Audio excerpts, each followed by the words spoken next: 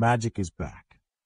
At sa paglapit ng Gilas Pilipinas sa pinakadelikado nilang group stage matchup sa FIBA Asia Cup, ang sagupaan kontra New Zealand, muling bumalik ang isang pag-asa ng bayan, Justin Brownlee.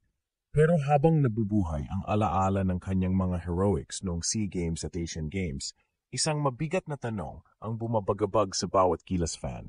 Kaya ba natin ito kahit wala si Kai Sotto? Hindi biro ang Group D. May Iraq, may Chinese Taipei, pero ang tunay na pader ay ang New Zealand, isang koponang may size, shooting, at elite system-based basketball.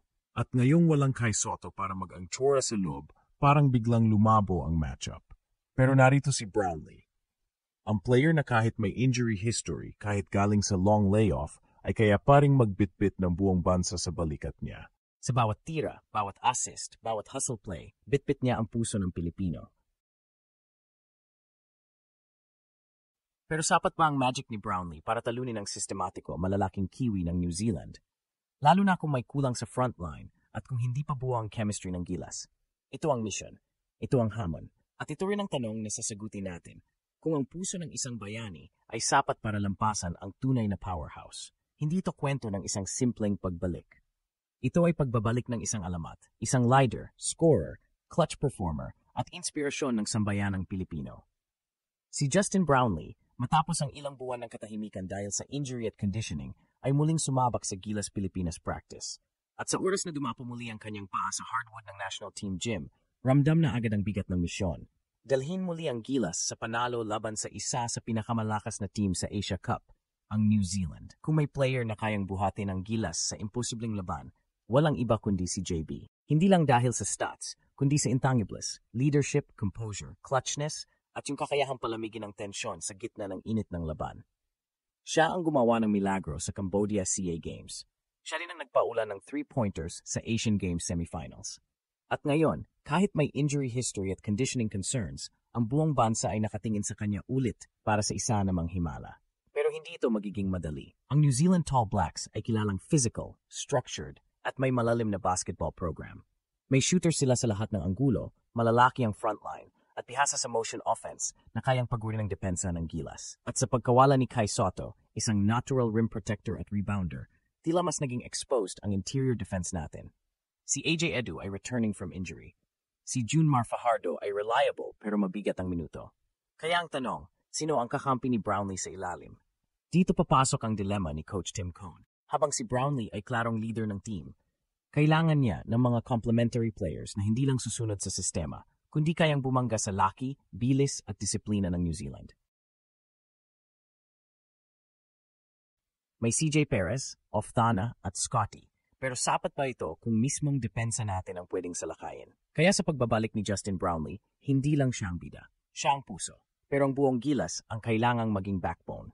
Dahil kahit may magic, kung walang suporta, baka hindi ito tumagal. Sa darating na laban kontra New Zealand, makikita natin kung sapat ang isang alamat para buhatin ang kabuuan ng team o kung kailangan na ng bagong bayani sa tabi niya. Hindi ito unang beses na humarap ang Gilas Pilipinas sa isang koponang mas malaki, mas matagal na magkakasama at may mas matatag na basketball program. Pero ang matchup kontra New Zealand sa Group D ay ibang usapan. Hindi ito larong pwedeng daanin lang sa puso. Dahil sa sobrang disiplina at execution ng Tall Blacks, kahit isang maliit na error ay pwedeng tumbasan ng 3-point swing o transition basket. Mula sa international scouting reports, kilala ang New Zealand sa structured offense, constant off-ball motion, fluid ball movement, at multiple shooting threats. Hindi sila umaasa sa isang superstar, kundi sa kolektibong galaw, isang bagay na kadalasang mahirap pantayan kung kulang sa chemistry ang kalaban. At dito nagiging vulnerable ang Gilas. Sa kakulangan ng oras sa training camp, at sa hindi pa buo ang Final 12 rotation, paano haharapin ni Coach Tim Cone ang organisadong sistema ng New Zealand? Ang tanong palalo, paano natin pipigilan ang kanilang malalaking tao? Si Kai Sotto sana ang centerpiece sa depensa, at sa pagkawala niya, lumiliit ang presence ng Gilas sa paint. Si Junmar Fajardo, bagamat napakatatag sa low post, ay hindi kasing bilis ng forwards ng New Zealand. Si AJ Edu ay athletic, pero may health limitations pa rin. Si Jepeth Aguilar, veteran presence, pero uncertain pa rin ang mobility. Ito ang butas na tiyak tututukan ng kalaban. Ngunit kahit may kakulangan sa laki, may weapon pa rin ang Gilas na pwedeng bumaliktad ng momentum, guard pressure at transition offense. Sa pangunguna ni Scotty Thompson, CJ Perez, Calvin Oftana, at maaring si Renz Abando kung makapasok sa Final 12, pwedeng mag-full court press, disrupt timing at umasa sa turnovers para makatakbo. At syempre, si Justin Brownlee, na kahit hindi na kasing explosive physically, ay master pa rin ng spacing, reads, at clutch situations. Dito ngayon lalabas ang tunay na tanong, kung hindi natin kayang sabayan ang laki at structure ng New Zealand, kaya ba nating takbuhan sila at guluhin ang kanilang rhythm? Ito ang Gilas identity noong una, grit, hustle, and chaos. Pero sa ilalim ni Coach Tim Cone na kilala sa structured triangle system, may contrast. Kaya't ang tunay na laban ay hindi lang sa court, nasa loob din ito ng coaching philosophy. Magiging rigid ba tayo sa sistema? O mag-adjust tayo para makahanap ng chance sa isang upset? Sa pagkawala ni Kai Sotto, maraming nagsasabi na lumiit ang tsansa ng Gilas laban sa malalaking koponan tulad ng New Zealand. Totoo naman, sa tangkad, presence, at natural teaming ni Kai bilang rim protector at lob threat, siya sana magiging centerpiece ng depensa at spark sa transition offense.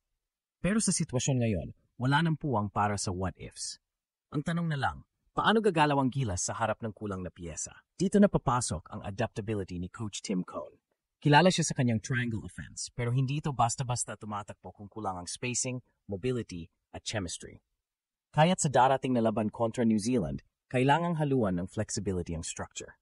Kung ipipilit ang half-court triangle sets laban sa depensang kasing physical at alert ng Tall Blacks, posibleng mawala ng momentum ang Gilas. Ang solusyon, mag-mix ng system at situational basketball. Magbigay ng mas maraming freedom kina Brownlee, Perez at Thompson para mag-create off broken plays at mismatches. Hindi ito magiging madali.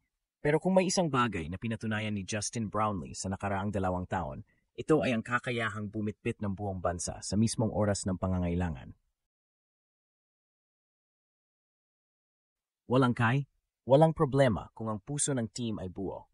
Sa isang Gilas lineup na may 5 players na marunong dumepensa, tumakbo at magsakripisyo ng stats para sa team play, posibleng makabuo ng defensive unit na kahit papano'y makakagulo sa rhythm ng New Zealand. At dito rin mahalaga ang role players. Hindi man headline makers, pero sina Calvin Oftana, Japeth Aguilar, Troy Rosario, o kahit RJ Abarientos kung makapasok, ay kayang tumulong sa specific matchups. Need perimeter defense? Pasok si Oftana. Need size sa stretch 4? Pwede si Troy. Need energy at shot blocking? Kahit half speed si Japeth, malaking tulong pa rin sa weak side defense. Ang susi, disiplina at rotation. Walang Kai, kailangan collective ang effort. Walang luxury ng superstar size. Kailangan precise ang bawat help defense. Hindi ito magiging flashy, pero kung ma-execute ng tama, pwede pa ring lumaban ang Gilas. Sa ganitong sistema, lalabas ang tunay na kahulugan ng Pilipinas basketball, hindi sa taas, kundi sa puso, tiyaga at sakripisyo.